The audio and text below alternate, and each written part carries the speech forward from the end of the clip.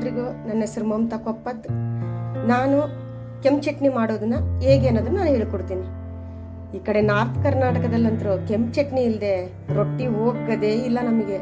ಅದಕ್ಕೆ ನಾನಿವತ್ತು ನಮ್ಮ ಮನೇಲಿ ಖಾಲಿಯಾಗಿದೆ ಕೆಂಪು ಚಟ್ನಿ, ಹಂಗಾಗಿ ಅದನ್ನ ಮಾಡೋದನ್ನ ಯಾವ ರೀತಿ ಅನ್ನೋದನ್ನ ನಾನು ಹೇಳ್ಕೊಡ್ತೀನಿ. ನೋಡಿ, ಈ ಥರ ಹಸಿ ಮೆಣಸಿನ್ಕಾಯಿ ಅಂದರೆ ಕೆಂಪು ಮೆಣಸಿನ್ಕಾಯಿ ಈ ಥರ ಫುಲ್ಲು ಮಾಗಿರ್ಬೇಕು, ಫುಲ್ ರೆಡ್ಡಿಶ್ ಆಗಿರ್ಬೇಕು. ರೆಡ್ಡಿಶ್ ಆಗಿದ್ರೆ ಸಖತ್ತ ಟೇಸ್ಟ್ ಬರುತ್ತೆ, ನೋಡ್ಲಿಕ್ಕೂ ಚೆನ್ನಾಗಿರುತ್ತೆ, ತಿನ್ಲಿಕ್ಕೂ ಸ್ವೀಟ್ ಆಗಿರುತ್ತೆ. ಆಯ್ತಾ? ಅದಕ್ಕೆ ಏನೇನು ಬೇಕು ಅನ್ನೋದನ್ನ ನಾನು ಹೇಳ್ತೀನಿ. ಫಸ್ಟ್ ಏನು ಮಾಡ್ಕೋಬೇಕು ಹತ್ರ ನಾವು ಫಸ್ಟ್ ಗ್ಯಾಸ್ ಆನ್ ಮಾಡ್ಕೋಬೇಕು. ಫಸ್ಟ್ ಗ್ಯಾಸ್ ಅಂದರೆ ಬಾಂಡಲ್ಲಿ ಇಟ್ಕೊಂಡು ಅದನ್ನ ಸ್ವಲ್ಪ ಬೆಚ್ಚಗೆ ಮಾಡ್ಕೋಬೇಕು.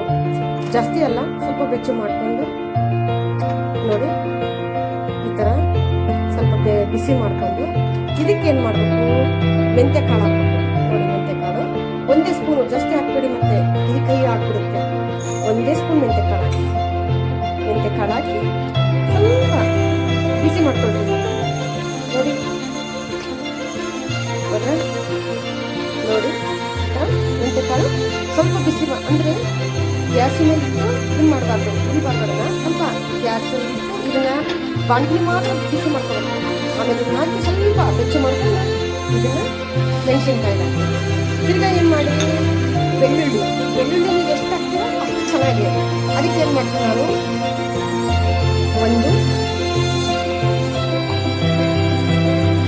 ಒಂದೂವರೆ ಇಷ್ಟಿಷ್ಟು ಬೆಳ್ಳುಳ್ಳಿ ಹಾಕ್ತಾ ಇದ್ದೀನಿ. ಆಮೇಲೆ ಏನು ಮಾಡ್ತೀನಿ, ಜೀರಿಗೆ ಜಾಸ್ತಿ ಬೇಡ, ಅರ್ಧ ಟೀ ಸ್ಪೂನ್ ಅಷ್ಟು. ನೋಡಿ, ಅರ್ಧ ಟೀ ಸ್ಪೂನ್ ಅಷ್ಟು ತಿರ್ಗಾ ಏನು ಮಾಡಬೇಕು,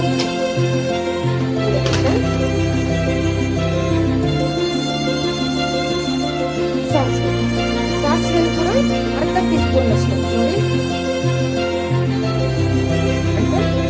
ಸಾಸಿವೆ ಅರ್ಧ ಟೀ ಸ್ಪೂನ್ ಅಷ್ಟು. ತಿರ್ಗಾ ಏನು ಮಾಡಬೇಕು, ಅದಕ್ಕೆ ಉಪ್ಪು ಎಷ್ಟು ಹಾಕಬೇಕು, ಒಂದು ಮುಷ್ಟಿ ಹಾಕಬೇಕು. ಒಂದು ಮುಷ್ಟಿ ಉಪ್ಪು. ಆಮೇಲೆ ಅಕಸ್ಮಾತ್ ಕಡಿಮೆ ಆಯ್ತು ಅಂದ್ರೆ ಹಾಕೋಬಹುದು, ಜಾಸ್ತಿ ಆಯ್ತು ಅಂದ್ರೆ ತುಂಬಾ ಕಷ್ಟ ಆಗ್ಬೇಕಲ್ವಾ. ಅದಕ್ಕೋಸ್ಕರನೇ ಒಂದು ಮುಷ್ಟಿ ಹಾಕೋದು, ಬೇಕು ಅಂದ್ರೆ ಆಮೇಲೆ ಹಾಕೊಳ್ಬೇಕು. ಆಯ್ತಾ? ನೋಡ್ರಿ, ಇದೆಲ್ಲ ಹಾಕೊಂಡಿದ್ಮೇಲೆ ಇದನ್ನೇನು ಮಾಡಬೇಕು, ಮಿಕ್ಸರ್ಗೆ ಜಾರ್ಗೆ ಹಾಕೊಂಡ್ಬಿಡ್ಬೇಕು.